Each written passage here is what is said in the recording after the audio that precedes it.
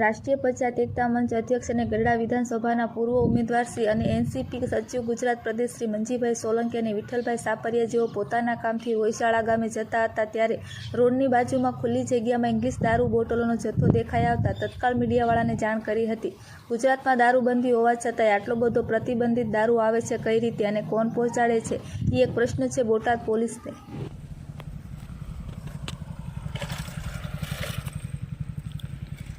રોહિશાળા bit Botad rural police સ્ટેશનનું રોહિશાળા અને આ છે રોહિશાળા લાખિયાણી નિંગાળા રોડ એની બાજુમાં ઇંગ્લિશ દારૂની ખાલી બોટલો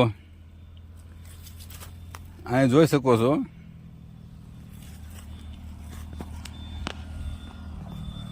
આ બોટલના બારામાં હું તમે કહેવા માંગો છો?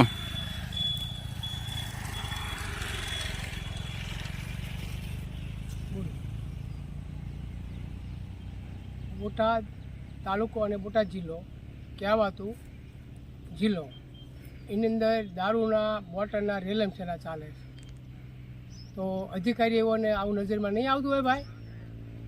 આ પીવાથી કેટલી બહેનોના ઘર બરબાદ થાય, એના બાળ બચ્ચા પર રખડી પડે છે, તો અધિકારીઓને પોતાને કાબૂમાં લઈ કાયદાને લઈ એનામાં ધ્યાન દોરવું જરૂરી વસ્તુ છે। કાં છૂટી આપો દારૂ પીવાની અને કાં એને બંધ કરાવો। જય હિન્દ, જય ભારત, જય।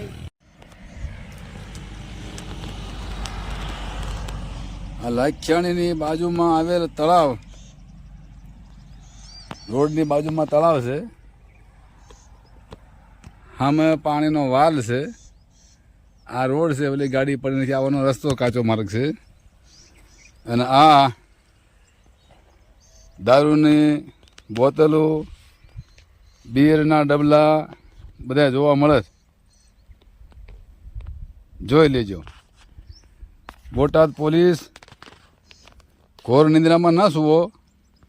અમને જ્યાં જોઈને ખાલી બોટલો દેખાતી હોય તો આ ભરેલી બોટલો તમારા હાથમાં કેમ આવતી નથી?